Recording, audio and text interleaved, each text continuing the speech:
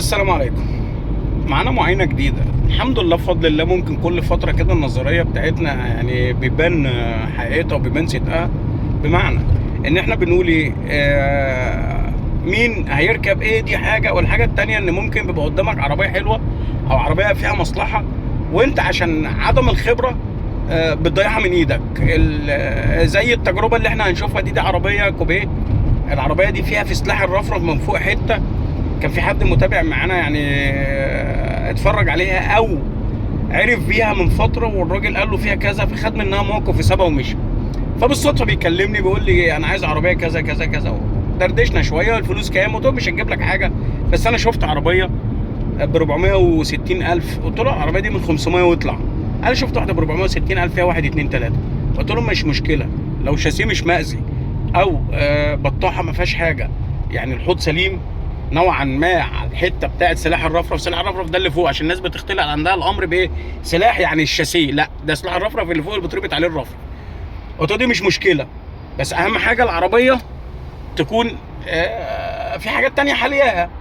هنا اللي بيأهلك لكده ايه؟ الخبره، التعاملات اللي انت بتتعامل، بتشوف النهارده بتشتري بتبيع باستمرار في المجال. فهي ده اللي بيأهلك اللي انت تقدر تقول قرار كويس، او تقدر تاخد تجربه تكون ناجحه، او عد بقى زي ما انت عايز تقول قول.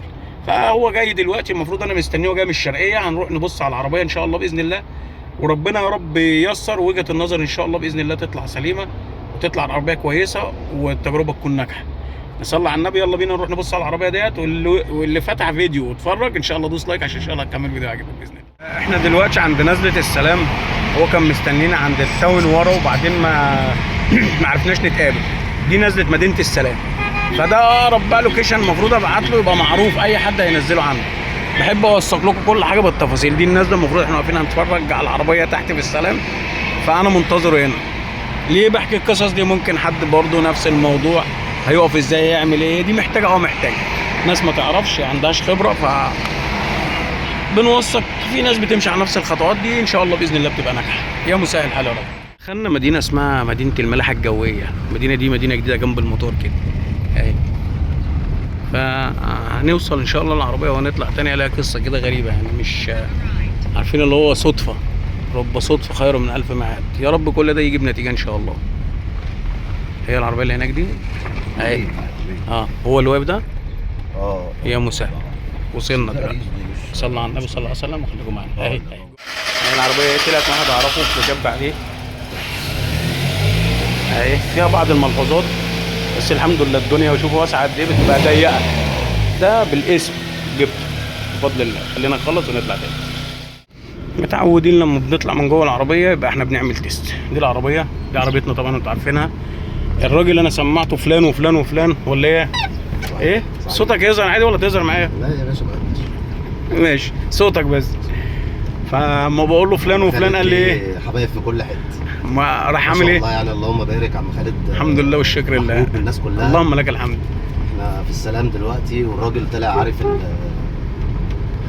الناس معارف صاحب العربيه. احنا داخلين حته، بقول لك الحته دي مش معاك الفلوس. قلت له قايل له، قال لي قلت له لا شيل الفلوس بقى. في حاجات ايوه اتحطينا في مواقف عايزين نبقى نطلع نحكي القصص ديت. المهم دلوقتي ساب العربيه، احنا طلعنا نجرب وهو ما عرفنيش، بس طبعا عربيتي هناك. اما بقول له فلان وفلان قال لي باشا اطلع جرب وعيش براحتك، دوس اعمل اللي انت نفسك فيه. فاحنا دلوقتي بنجرب اهي، بنعمل كده اهو عشان نشوف المكنه. المكنه حلوه، كبسها تمام، عزمها حلو، بس محتاجه طقم بوجيهات، قلب ترومبه. العربيه فيها خبطه ورا في الظهر، فيها القايم اللي انا بشاور عليه بالتليفون دوت، اللي هنا ده من تحت كده، فيه هنا حته. بس احنا بنقول ايه، هو بيدور على العربيه عايز يركب. رجعنا نشوف فتحه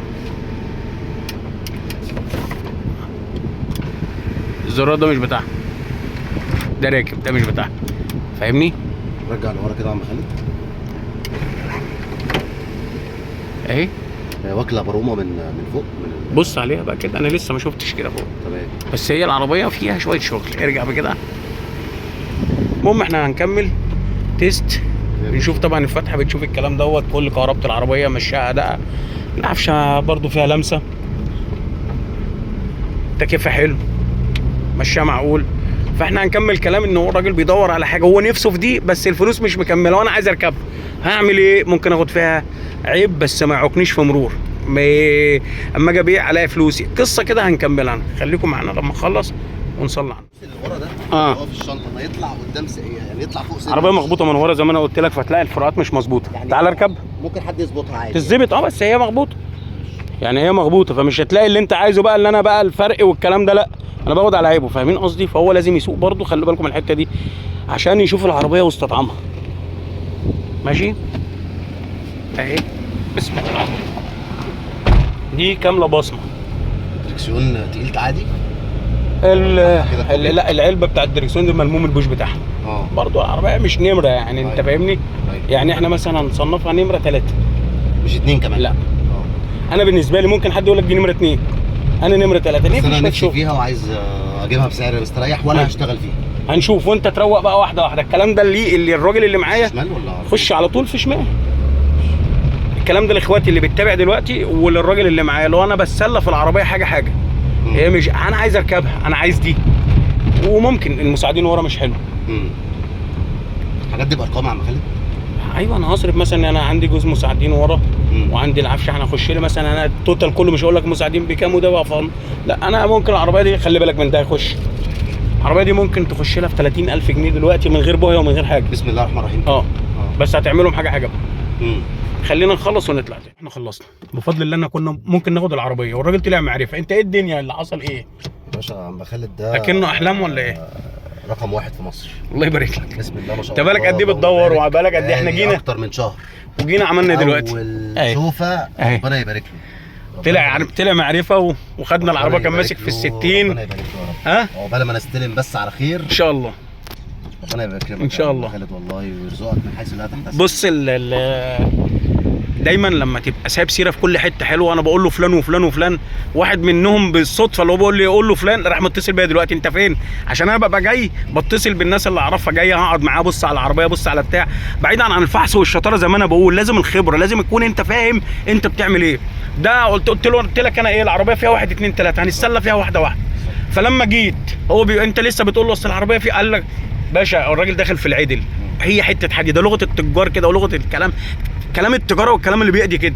عربيه حته حديده اللي فيها بقى لنفسي، انا قاعد بتكلم فيها ما اقعدش اقول له فيها وفيها. يا باشا العربيه دي من ام كذا، خدت بقى بزياده، ضحك عليها في 10 في 5، بس انا عايزها اروق عليها واظبطها، والدنيا كده كده دايما في زياده، مفيش حاجه بتخسر ومفيش حاجه بترخص. من الاخر امشي بالمبدا ده هتكسب. دي كانت معاينه العربيه السيراتو الكوبيه، العربيه كامله بصمه وكل حاجه ما شاء الله عليها، وفتحه سقف وكل حاجه شغاله فيها، تكييف ثلاجه وشاشه وكاميرا لا عربيه هي بس الكام خبطه اللي فيها وخدناها بثمنها بفضل الله، مش هنقول طبعا بكام عشان